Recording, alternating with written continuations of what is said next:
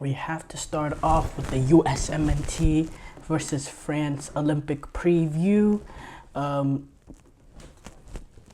This is the opening game for both of these two teams. Big game in the fact that these are probably the two front runners in that group. Obviously, France being the best team in that group. But US, just based on sheer footballing history and talent and all that, we project that they should still get out of this group despite the French super team being here. But it's not a great start for the US, taking on France at the Velodrome. It's going to be a packed house. I assume the Velodrome is going to be completely packed up. Completely packed, filled up with the 67,000 fans that it can hold. I expect it to be completely filled, and France will be taking on the USA in a full stadium.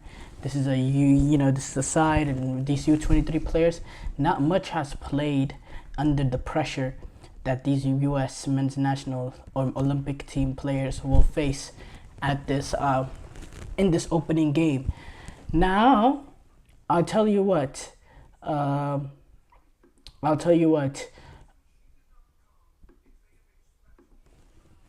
At the back, in terms of Miles Robinson and Walker Zimmerman, we do have the experience there. Walker Zimmerman played in big-time World Cup games, so this will be nothing for him. And Miles Robinson, hasn't played in the World Cup stage, but he's played he's played in Gold Cup semifinal, finals. But some of these other players, the Kevin Paredes, the John Tolkins, the Caleb Wileys, the Georgia Mihailovic, who was also another experienced player, but actually he did play. I believe he was part of that Gold Cup team as well. But the Tanner Tessmans, the Benjamin Kermaskis, the Gianluca Bussios. Bussio also has played in the Gold Cup. But overall, these players are rather inexperienced, and that pressure of playing in front of 67,000 on the road against a host nation is big pressure, and it makes it much more difficult for them. And this French team is absolutely loaded when you look at the fact that they'll have Jean-Philippe Mateta and Alexander Lacazette both leading the line. These are two really good strikers that have done it at the high, really great forwards that have done it at the highest of levels. And they're both physically hard to impose with the Jean-Philippe Mateta being 6'4", and Lacazette having that physical stout nature about him. It's gonna be very interesting to me how Thierry Henry will line up this team with the fact that both of his players playing up top, these are both forward striker sort of players. So does he go with an old school, more type of 4-4-2 sort of formation, or how does he fit these two guys in the lineup? Because these are two guys that are going to start. He also in the back, there's experience there with the overage player of Loic Bade, who's played very good for Sevilla.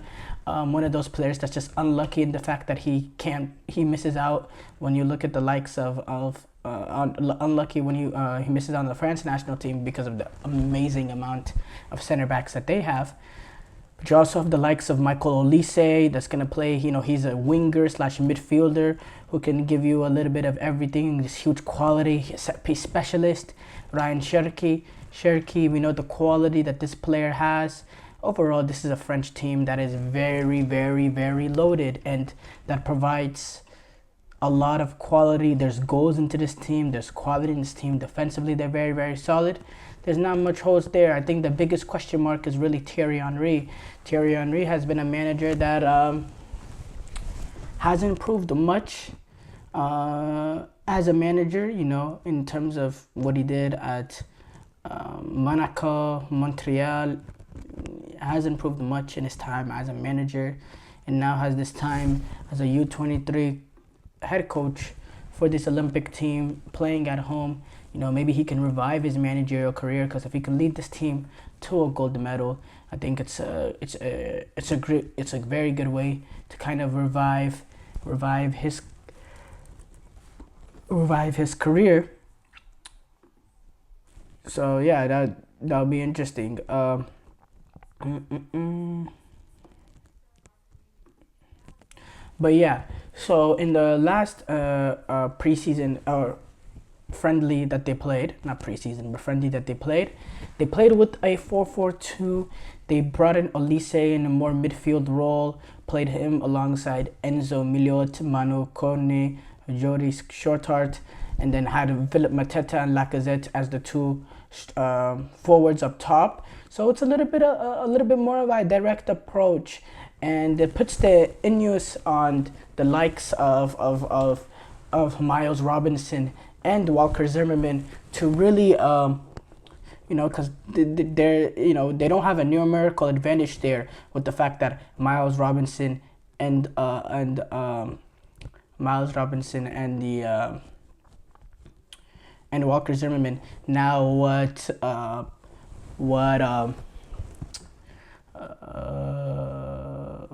Marko Mitrovic can do, knowing that they're probably going to play this 4-4-2 or 4-3-1-2, depending on which way you want to look at it.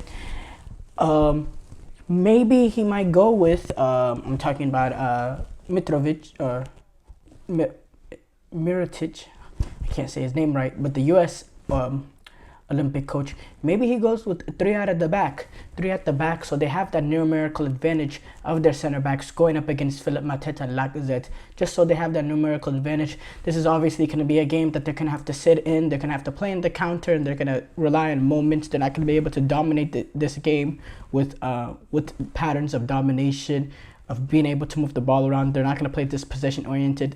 France just has too much quality of that. They're going to have a majority of the ball, they're going to have a majority of the chances created. So maybe Mitrovic, to combat the fact that they play with two up top, might throw in that extra center half just to give themselves a numerical advantage, because going up with the likes of the quality of player that Jean-Philippe Mateta, Lacazette is, you're going to need that extra man, you're going to need that extra body in there to cover up any spaces, because any mistake you can make, these are the sort of quality of players that will make you pay. This is Alexander Lacazette, that is an experienced player that's done it many years in the Premier League, many years in the French League. This is Jean-Philippe Mateta that's been a critical part of Crystal Palace and their success over the past few years, remaining in that mid-table side in the Premier League, and it's been through the likes of him and Michael Olise, who's going to be playing right behind them too. So, maybe he goes with the back three, add and get a numerical advantage of center half. Because it is a game that we're going to have to sit in. The U.S. are going to have to sit in. They're not going to be able to outplay France. This is a sort of game against this quality of team. This is a sort of game that we will be satisfied as a U.S. men's national team fan, or a U.S. Olympic soccer team fan. I don't know if men's national team is really the right title for this, but that's not here nor there. But this is a really kind of sort of game that we'll be satisfied with the point.